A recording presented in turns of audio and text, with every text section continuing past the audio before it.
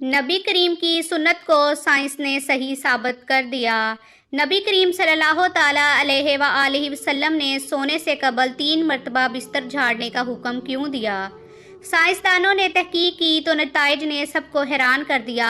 इस्लाम एक मुकम्मल ज़ाब्ता-ए हयात है और इसमें ज़िंदगी के हर पहलू से मुतल्लक़ रहनुमाई मौजूद है। हमारे प्यारे नबी करीम सल्लल्लाहु ताला अलैहि वसल्लम ने आज से 1400 साल कबल जो सुन्नत इख्तियार की थी वो इस पर अमल पैरा होने का हुक्म दिया था।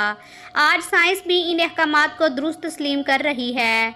नबी करीम सल्लल्लाहु ताला अलैहि वसल्लम के अहकामात और सुन्नत से ये साबित है कि सोने से कबल अपने बिस्तर को 3 बार झाड़ लेना चाहिए। बज़ाहिर तो लगता है कि इस हुक्म का मकसद बिस्तर को कीड़े मकोड़ों या दीगर नुकसानदेह चीज़ों से साफ़ करना है, लेकिन साइंसी तहकीक में ऐसा इंकशाफ हुआ है कि आप भी दंग रह जाएंगे और बेख्तियार सुबहान अल्लाह कह उठेंगे कि जिस तरह नबी करीम ने 1400 साल पहले ही अपनी उम्मत को बचाव की तदाबीर बता दी। साइंस के मुताबिक इंसानी जिस्म में मेटाबॉलिज्म का अमल 24 घंटे तक जारी रहता है, जिसके बायस हर पल सैकड़ों नए सेल बनते और पुराने टूटते हैं।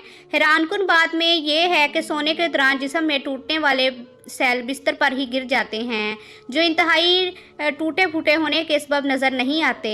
अगर बिस्तर को बगैर झाड़े इस पर सोने के लिए लेट जाएं तो ये मुर्दा सेल जिस्म में दाखिल होकर कई महलिक बीमारियों का सबब बनते हैं। साइंस ने भी ये साबित कर दिया है कि इन मुर्दा सेलों को साफ़ करने के लिए 3 बार बिस्तर झाड़ना ज़रूरी है। ऐसा करने से खतरा टल जाता है।